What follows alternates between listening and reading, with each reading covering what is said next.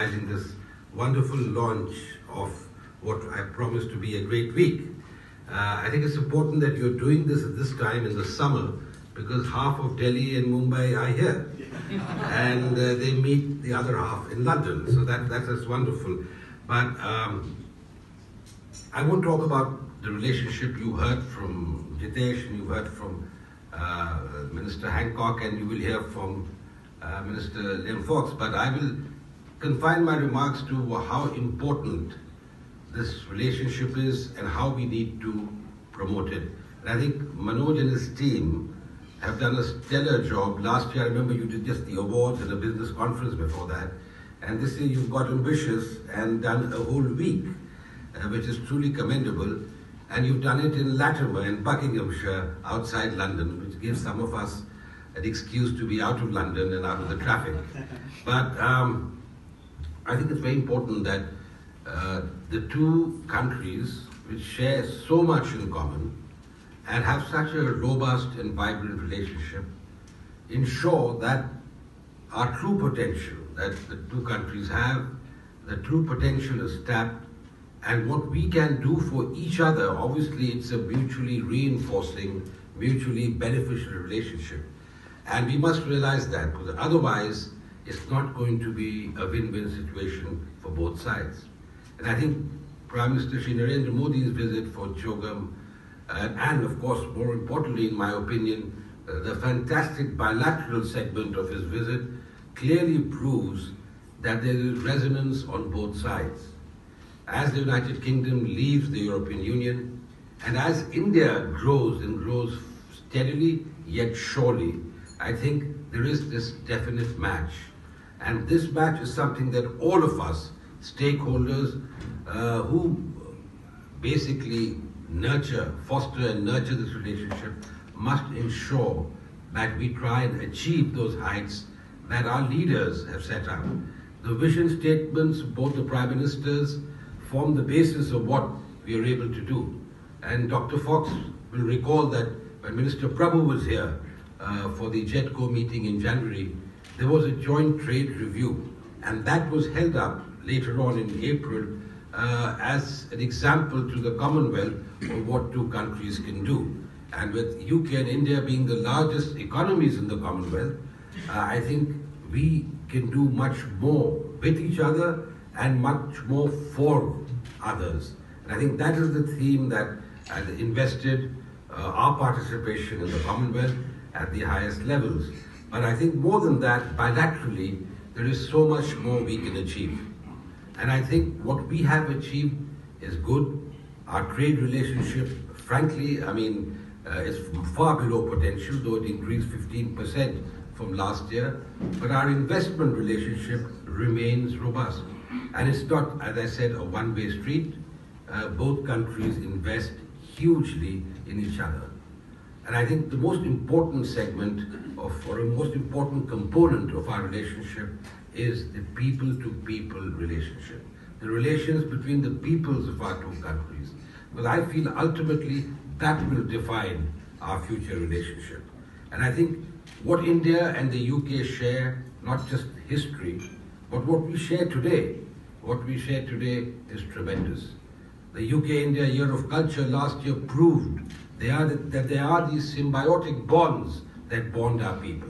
And that is why, ladies and gentlemen, I feel it's extremely important that we must have far greater interaction, not between us and the government, or not necessarily only between people in the business communities in both countries, but the people in both countries.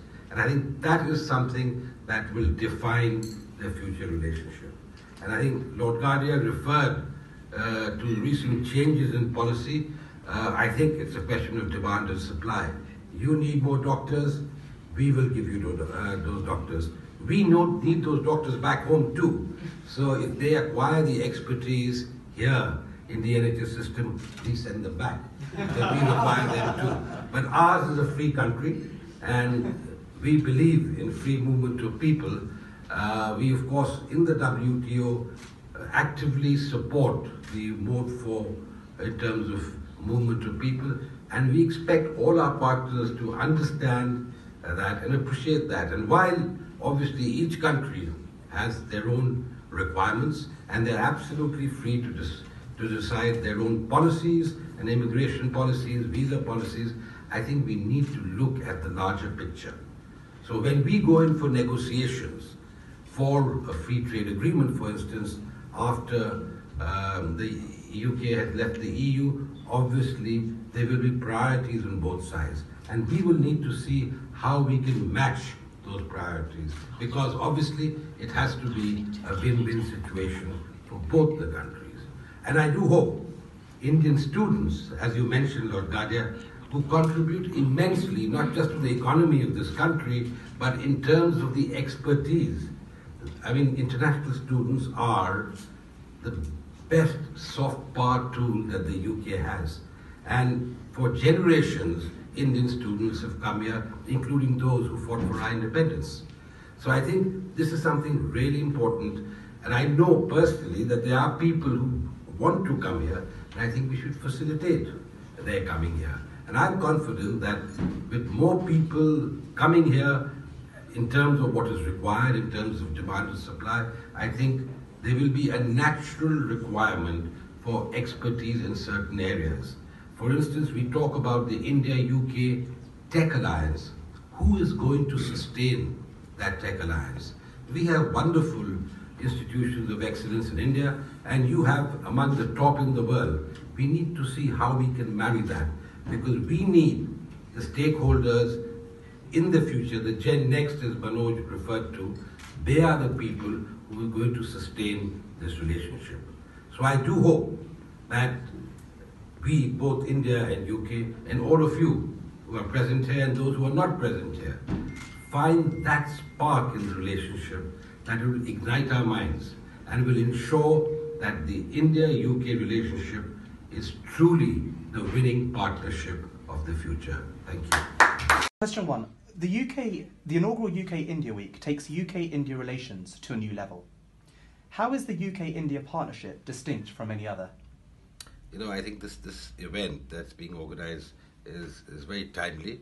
We've just had a Prime Minister's very successful visit to the UK for CHOGM and for the bilateral discussions.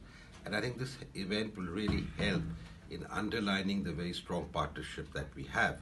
And this partnership is based on a shared legacy, but on that shared legacy, which forms a very important bulwark or foundation on which to build on, I think the modern relationship, which really encompasses all fields of human endeavor, will be further strengthened when we specifically talk about certain areas, certain sectors where India and UK can work together. And that, the vision for our relationship has already been defined by both our Prime Ministers.